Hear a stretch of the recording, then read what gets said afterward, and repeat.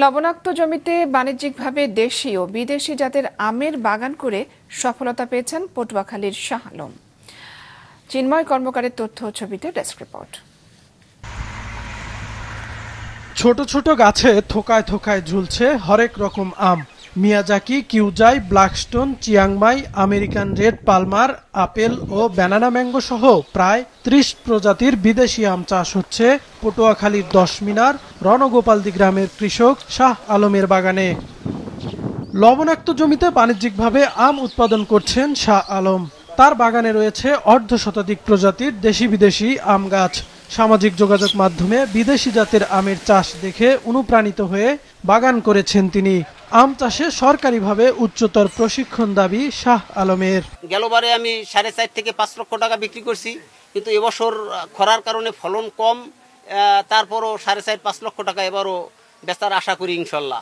চাঁপাইনবাবগঞ্জ, রাজশাহী, রংপুর এই অঞ্চলে যদি সরকারিভাবে একটা ট্যুরে ভিজিট করা হয় তাইলে আমাদের মনে হয় যে আরো ভালো হয়। আমাদের যেগুলো জানাশোনার বাকি এগুলো আমরা ওই জায়গা থেকে সংগ্রহ করিয়া আমরা এই জায়গায় কাজে লাগাইতে পারি। বিদেশি এসব আম দেখতে যেমন মনোমুগ্ধকর, তেমনি স্বাদেও অতুলনীয়। আম দেখতে ও কিনতে প্রায় তার বাগানে ভিড় করছে দর্শনার্থীরা।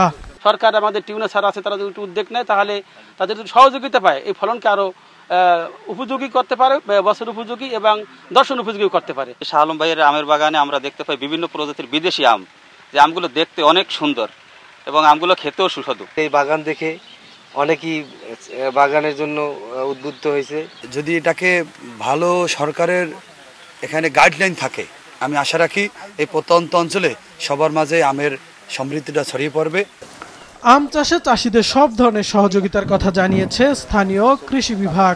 এই অঞ্চলটা যেহেতু একটা লবণ এলাকা, এখানে আসলে সব ফসল ভালো হয় না, কিন্তু এই আমের ক্ষেত্রে আমি যেটা দেখেছি এরা স্লাইটলি লবণ সহ্য করতে পারে, ইফেক্টটা তো পড়ে না, সেজন্য আমের ফলন সে ভালো পাবে। আমাদের কৃষি বিভাগের পক্ষ থেকে ওনাদের একটা চাহিদা অনুযায়ী আমরা উত্তর অঞ্চলের বিভিন্ন জায়গায় যে জায়গায় ভালো আম বাগান আছে প্রশিক্ষণের ব্যবস্থার চেষ্টা করব আমরা।